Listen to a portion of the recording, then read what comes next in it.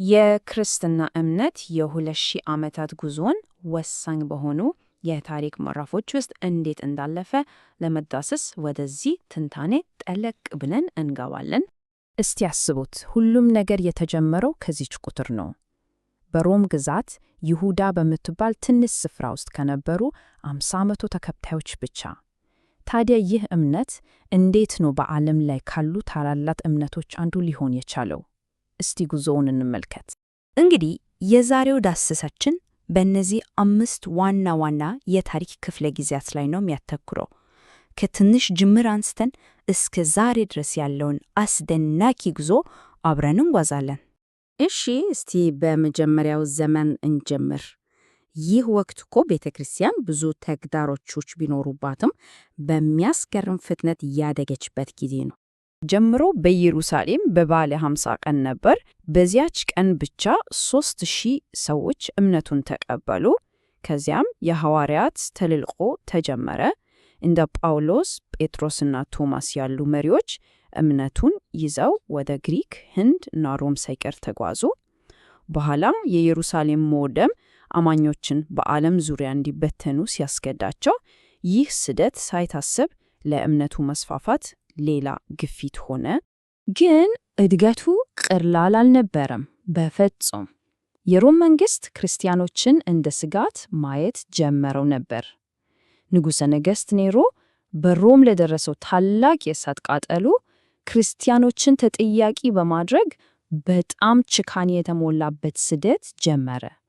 ይህም ስደት ለብዙ 100 ዓመታት ቀጥሏል። በዚህ ሁሉ የስደት ወቅት ግን 3 ከተሞች እንደ ዋና ማዕከላት ብቅ አሉ። በሐዋርያት የተመሰረቱት ሮም፣ እስክንድርያ እና አንጾኪያ የጥንቷ ቤተ ክርስቲያን ያስተምሮ እና የሥልጣን ምሰሶዎች ሆኑ። እሺ፣ እምነቱ እየተስፋፋ ሲመጣ አዲስ ፈተና ገጠመው።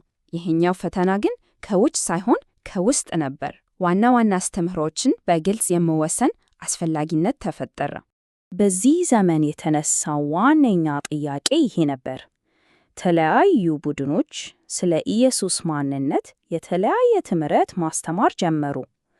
ይህ ደግሞ ቤተ ክርስቲያኗን የመከፋፈል አደጋ ላይ የጣለ ትልቅ ቀውስ ፈጥሮ ነበር። ከዋናዎቹ ክርክሮች አንዱ የአርዮስ አስተምህሮ ነበር። አርዮስ የተባለ አንድ ቄስ ኢየሱስ ፍጡር ነው፣ ሁሉን ቻይ ከሆነው አምላክ ያንሳል የሚል ሐሳብ አቀረበ። ይህ ሐሳብ ኢየሱስ ከአብ ጋር እኩል የሆነ ፍጹም አምላክ ነው ከሚለው የኦርቶዶክስ አስተምህሮ ጋር በቀጥታ የሚጋጭ ነበር።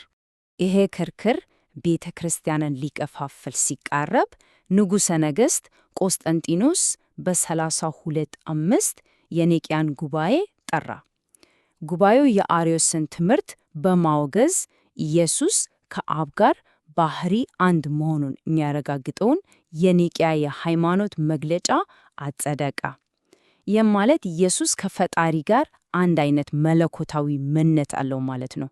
ለክርስትና እምነት መሰረታዊ የሆነ መግለጫ ነው። ቤተ ክርስቲያን የሥነ መለኮት አንድነቷን ካረጋገጠች በኋላ አዲስ የባህል እና የፖለቲካ ልዩነት መለየትን አመጣ። አሁን ደግሞ ወደሚቀጥለው ወሳኝ ምዕራፍ እንሸገራለን። በዚህ ወቅት የተነሳው ዋነኛ ጥያቄ ይሄ ነበር። ለዘመናት ሲከማቹ የነበሩ የቋንቋ፣ የባህል እና የስልጣን ልዩነቶች እንዴት ወደ ታላቁ መለያየት እንዳመሩ እስቲ እንመልከት።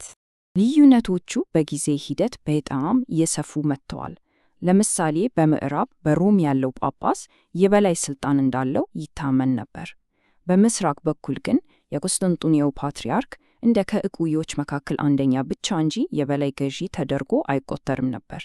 ከዚህ በተጨማሪም በአምልኮ ቋንቋ ላቲን በምዕራብ፣ ግሪክ በምስራቅ እንዲሁም በቁርባን ጊዜ በሚጠቀሙበት የዳቦ አይነት ላይ ሳይቀር ልዩነቶች ነበሩ። እናም በ1054 ዓመት ነገሮች ወደ ፍጻሜያቸው ደረሱ።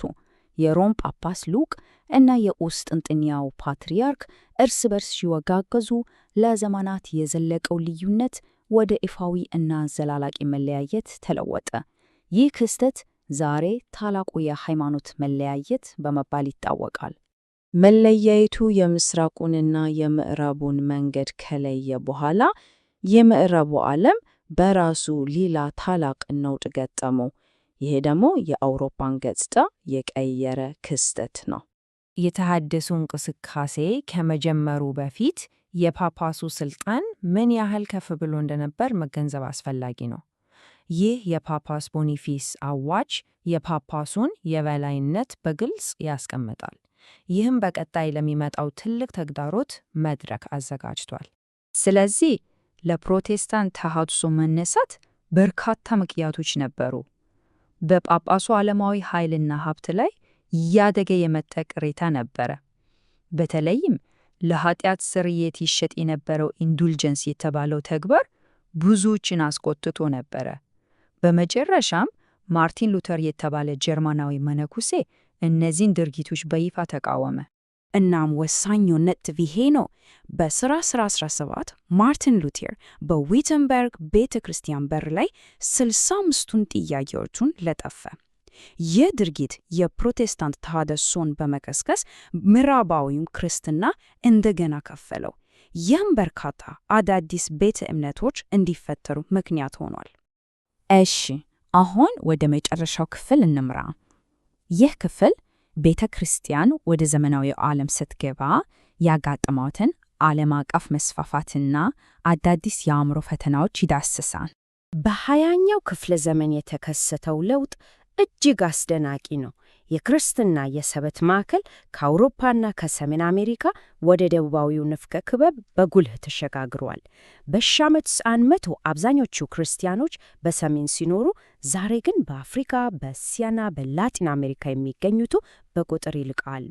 ይህ ለውጥ የመጣው በሚስዮናዊነት ሥራ መስፋፋትና በእነዚህ አካባቢዎች በነበረው ከፍተኛ የሕዝብ ቁጥር እድገት ምክንያት ነው። ለዚህ ለውጥ ምላሽ ለመስጠት ከተደረጉት ጥረቶች መካከል ሁለተኛው የቫቲካን ጉባኤ አንዱ ነው። የካቶሊክ ቤተ ክርስቲያን ከዘመናዊው ዓለም ጋር ያላትን ግንኙነት እንደገና ለመገምገም የሞከረችበት ወሳኝ ክስተት ነበር። የአምልኮ ሥርዓቶችን አዘምኗል፣ እንዲሁም ከሌሎች እምነቶች ጋር ውይይትን አበረታቷል።